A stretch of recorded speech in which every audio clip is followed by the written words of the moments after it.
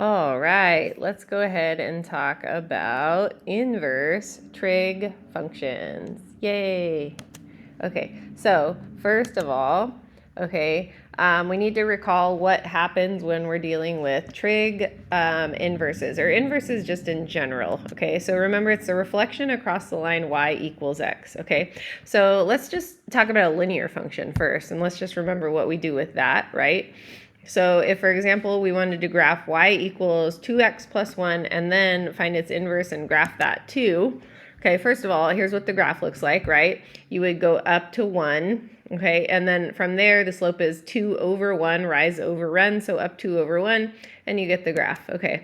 So remember, to find an inverse, it's the reflection across the line y equals x, so you're going to switch the spots of the x and the y. Going to solve for the y in its new spot, so minus 1, divide by 2, right? Go ahead and get there, and then once you get the y by itself, right, like you're done, you got it. And so to indicate that you found the inverse, you go ahead and use the little -1 to indicate that you found the inverse, okay?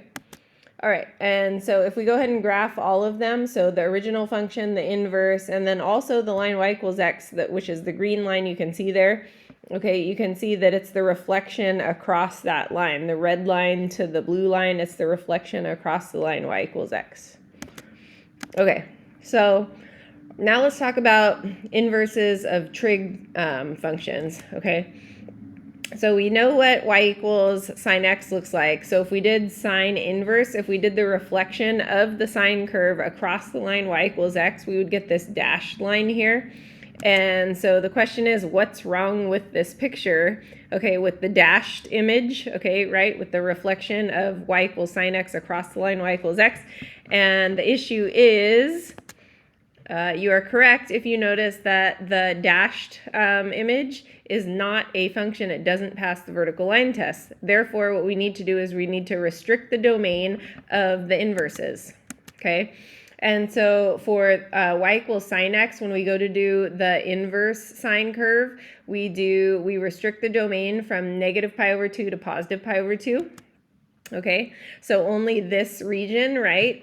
Okay, so we would have, π/2 90 degrees to -90 degrees. In other words, if we're dealing with degrees. Okay, so we're under this restriction. And of course, here's a couple of values that are on the unit circle, right? So we go from -π/2, which -π/2, we're at -1, right? All the way to +π/2, and we're at +1. Okay, and so for the sine inverse, also sometimes called the arc sine, if we restrict the domain, it looks like this, as you can see, and it's just the swap of all the x's and the y's, because remember, it's the reflection across the line y equals x. Okay, and so if you go ahead and use Desmos, okay, and just kind of take a look, again, you can see it's the reflection across the line y equals x, and so Desmos already knows to take care of that restriction. Okay, and then for the cosine, so we're just going to take a look at sine and cosine inverses for today. For the cosine, it's a restriction from 0 to pi. Okay, and so we're only looking at the cosine from 0 to pi, so here's all kind of, the major spots on the unit circle from 0 to pi, or at least a couple of them.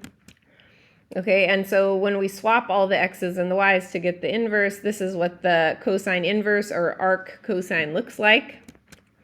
Okay, and so then let's take a look, and just before we get into some examples of, evaluating, let's take a look at what we looked at in the lesson before, just evaluating around the unit circle. Let's just remind ourselves, so not inverses, just back to what we just discussed a lesson or two ago. Okay, so we're supposed to evaluate sine at pi/6. First of all, find pi/6. Sine is the y coordinate there. And so the y coordinate at pi/6 is 1/2. Done, end of story, next problem. The next problem is, what is the cosine at 5π/4? Okay, so locate 5π/4. Cosine is the x coordinate, and so you can clearly see the x coordinate there is -√2/2. Okay, so now let's try a couple of our inverses, okay? And remember our restrictions, okay? So first of all, let's remember that for our sine curve, the restriction is from -π/2 to +π/2, okay? And for our cosine, it's from 0 to pi. Okay, so let's look at A. So it's the arc cosine where, so in other words, where the x coordinate is root 3 over 2. Okay, and hopefully you notice on that interval from 0 to pi, the answer would be pi over 6. Okay, and so next one, again, cosine is x, so where is the x coordinate? Negative 1/2 on the interval from 0 to pi, and of course that's at 2 pi over 3. Okay, next one, the sine inverse of 1. Okay, so notice that 1, okay, on our interval from negative pi over 2 to positive pi over 2, right? If we're thinking about where that would be only at pi over 2, just on that closed interval. And then last one is a little bit sneaky, part D. So you want to work from the inside out. So the first thing you want to ask yourself is what is the sine, what is the y coordinate at negative pi over 6? Okay, so figure that out.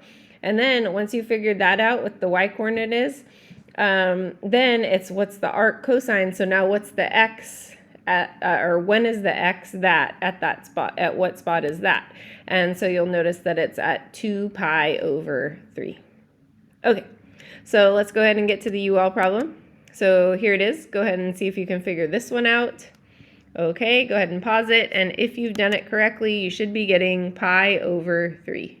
All right, good luck. Get to the practice. Good job, my friends.